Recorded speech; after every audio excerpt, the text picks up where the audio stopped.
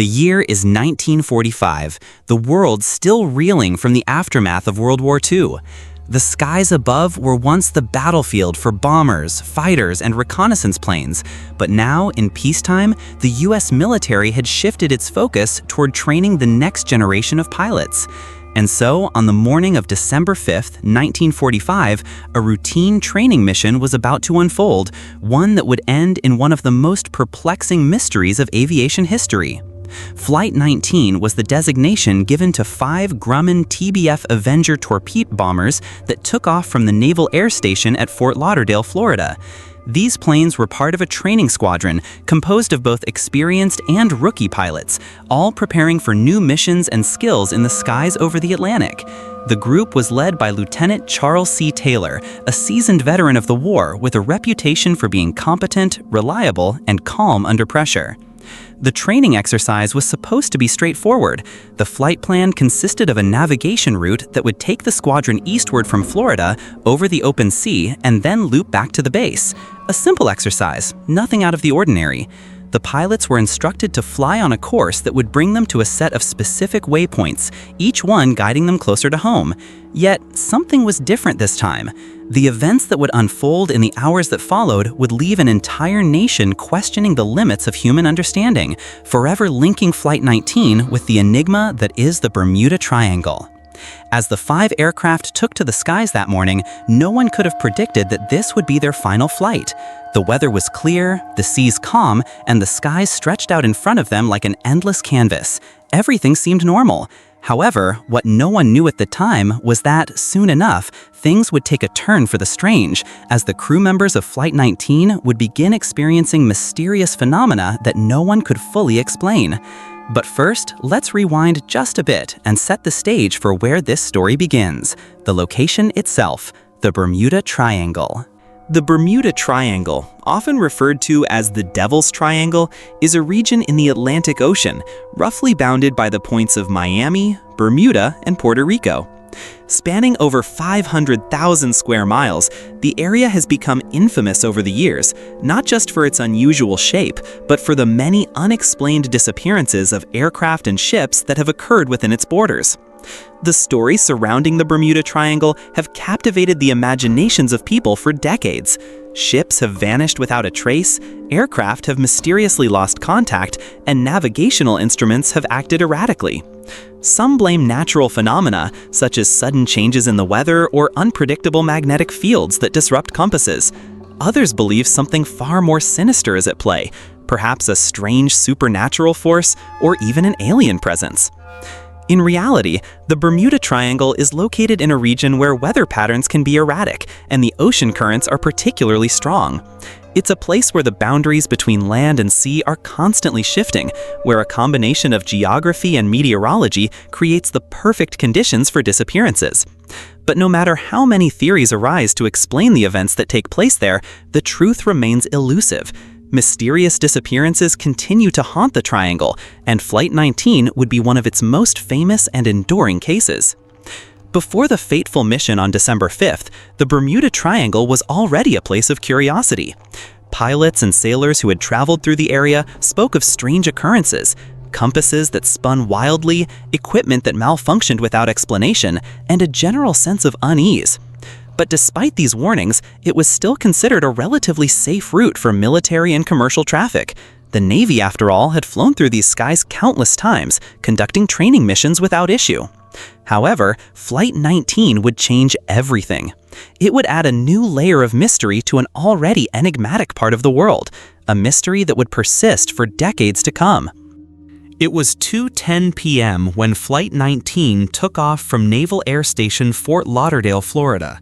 The pilots, all part of the same training squadron, had flown together before, and the mission was a straightforward one. They were to follow a route that would take them out over the Atlantic Ocean, with each aircraft navigating to predetermined waypoints. The plan was simple: practice, perfect their skills, and return to base. The planes themselves were Grumman TBF Avenger torpedo bombers, a sturdy and reliable aircraft used by the US Navy during World War II. Their engines hummed steadily as the pilots settled into their routines, focused on the task at hand. Lieutenant Charles C. Taylor, the leader of the group, was an experienced officer. He had flown many missions in the Pacific Theater during the war and had seen his fair share of combat. His leadership was respected by his men, and he seemed the perfect fit to guide them through the training exercise. At first, everything appeared to be going according to plan. The squadron flew eastward, their engines cutting through the cool, clear skies. As they reached the first waypoint, however, something began to feel off. Lieutenant Taylor reported over the radio that he was having trouble determining their location. He was, by all accounts, a skilled navigator, so this was unusual. The planes were now beyond the point of land, and as the distance between them and the shore grew, the sea stretched out before them, an endless expanse of blue. Taylor's voice crackled over the radio as he contacted the control tower back at Fort Lauderdale. He explained that he believed they were lost. A sense of unease began to settle over the squadron. Flight 19 had strayed off course. But this wasn't just a case of navigational error. There were other, far stranger developments taking place. As the squadron continued its mission, the pilots began reporting something more disturbing than mere confusion. The plane's compasses were malfunctioning. They had become erratic, spinning wildly as if they were being affected by some unseen force. For pilots, compasses were vital tools for navigation, especially over the open ocean, where landmarks were non-existent. Losing the ability to determine direction was not just disorienting, it was potentially catastrophic. Taylor's voice on the radio grew more anxious. He reported that he could not trust his instruments. The pilots were disoriented, unsure of where they were or how to get back to base. And then, things began to get worse. As the situation deteriorated, the pilots of Flight 19 began to lose their bearings completely.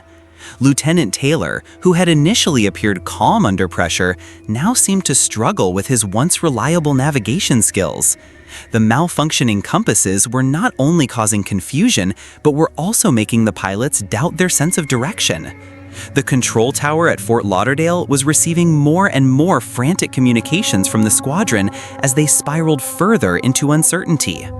At one point, Taylor reported that they were flying over the Gulf of Mexico, which was impossible given the route they had been following. He was convinced that the squadron was off course by hundreds of miles, and the pilots were in danger of running out of fuel. The last thing anyone wanted was to be forced to ditch their planes in the open ocean, but as the hours passed and the uncertainty grew, that seemed like a real possibility. The radio transmissions from Flight 19 grew increasingly frantic. The pilots were not only confused about their location, but were also starting to describe what they thought were strange occurrences in the sky around them. There were reports of unusual cloud formations, swirling patterns, and light anomalies. These descriptions seemed to echo earlier accounts of strange atmospheric disturbances in the Bermuda Triangle, but the pilots were too focused on survival to ponder such theories. The communication with the control tower became more sporadic. In the early stages of the flight, there was a steady back and forth between Taylor and the base, with the pilots receiving guidance and advice on how to regain their bearings. But as the confusion mounted, the communication became more disjointed, with the pilots unable to confirm their position or follow instructions accurately. At one point, the control tower suggested that they fly westward to return to base, but Taylor's voice on the radio was tense as he responded that they couldn't be sure where west was anymore. The instruments were all but useless. In the midst of this chaos, another ominous detail emerged. The squadron's fuel reserves were running low. The clock was ticking. Flight 19 had been airborne for hours, and without knowing exactly where they were in danger of running out of fuel and being forced into a desperate, unplanned ditching into the open ocean. The severity of the situation began to dawn on everyone listening. The military had lost contact with the squadron, and there was little hope of rescuing them once they ran out of fuel. As the minutes dragged on, hope for Flight 19 began to fade. The pilots, now desperate, were spiraling deeper into confusion. They were lost, exhausted, and running low on fuel with no clear sense of direction. The final transmissions between the squadron and the control tower were increasingly fragmented, each message more disjointed than the last. It was shortly after 5 p.m. when the last transmission was received from Lieutenant Taylor. His voice came through the radio one final time, but there was an eerie sense of finality in his words. "We're heading west," he said, though no one could be sure if he truly knew where he was going. "We'll try to get to the coast. I don't know where we are." That was the last anyone heard from Flight 19. The connection was lost shortly thereafter. No one in the control tower could establish contact again. The entire squadron, 5 bombers and their crews, simply vanished from the radar and from the radio waves. The control tower had no idea where they were, and no one knew what had happened to them. In the hours that followed, search and rescue operations were launched. Multiple planes and ships scoured the waters for any sign of the missing pilots. The Navy dispatched planes from surrounding bases to search the vast expanse of ocean where Flight 19 had last been reported. Yet, despite the massive search effort, no trace of the squadron was ever found. The official Navy report would later state that the squadron's disappearance was the result of navigational errors, miscommunications, and ultimately the disorientation caused by the pilot's loss of reference points. But many questions remained unanswered. How could a group of experienced pilots, including one of the most seasoned officers in the Navy, become so hopelessly lost? What had caused the instruments to fail, the compasses to spin wildly, and the radio transmissions to become so confused? Even more baffling was the disappearance of the planes themselves. There were no wreckage, no bodies, no debris, nothing. It was as if the squadron had vanished into thin air. In the days and weeks that followed, theories began to emerge about what might have happened. Some suggested that the planes had flown into a storm and been swallowed by the sea. Others pointed to the Bermuda Triangle's reputation for strange and inexplicable events. Could it have been something supernatural? Or was it simply a tragic series of miscalculations, compounded by a perfect storm of confusion and error? The official investigation into Flight 19 concluded with a vague and unsatisfying explanation. No definitive cause was ever found. But the mystery of Flight 19 did not end there. As the weeks passed, the Bermuda Triangle would become even more infamous, its reputation for bizarre disappearances growing with every passing year. And as for Flight 19, the mystery surrounding their final moments would persist for decades. It's been decades since the disappearance of Flight 19, but the mystery surrounding that fateful flight remains one of the most perplexing and talked about events in aviation history. Despite numerous investigations, no definitive answers have been provided. The story of the 5 missing bombers, their brave crew members, and the eerie circumstances surrounding their disappearance continues to haunt both the families of the pilots and anyone who delves into the Bermuda Triangle's enigma. In the immediate aftermath of the disappearance, the U.S. Navy launched one of the largest search efforts ever conducted. Over 300 aircraft sorties were flown, and ships scoured the ocean for any sign of the missing squadron. Despite their best efforts, no wreckage, no debris, and no survivors were found.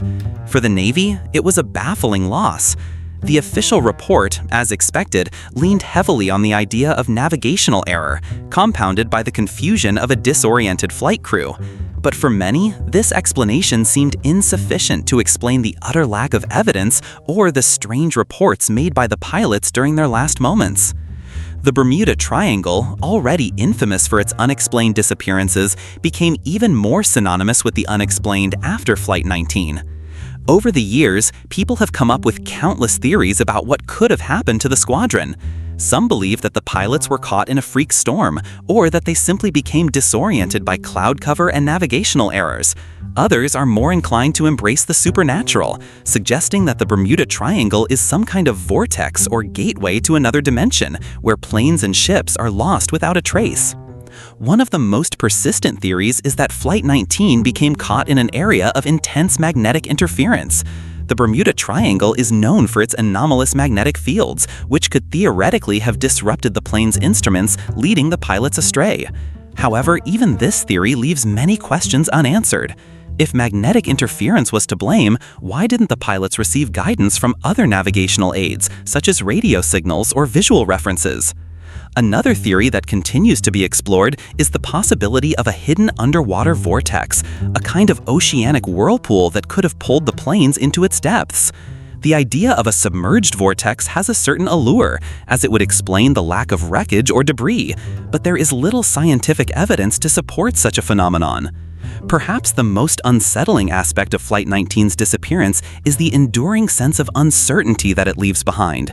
Despite years of research, the Navy, civilian experts, and conspiracy theorists alike have been unable to piece together a clear picture of what happened that day. The pilots of Flight 19 have never been found, and their final moments remain one of the greatest unsolved mysteries in military aviation history. As time has passed, Flight 19 has become more than just a tragic event.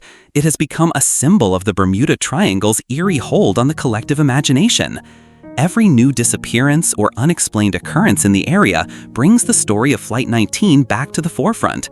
It's as if the mystery of those 5 missing bombers has become intertwined with the very idea of the Bermuda Triangle itself, a place where reality seems to bend and defy explanation. And so the question lingers, what happened to Flight 19? Was it simply a tragic accident, a result of miscommunication, navigational errors, and bad luck? Or was it something more, a manifestation of the Bermuda Triangle's strange, unexplained forces, a place where the laws of nature may not apply? The answer may never be known, but what's certain is that the story of Flight 19 and the mystery of the Bermuda Triangle will continue to captivate the minds of people around the world for generations to come.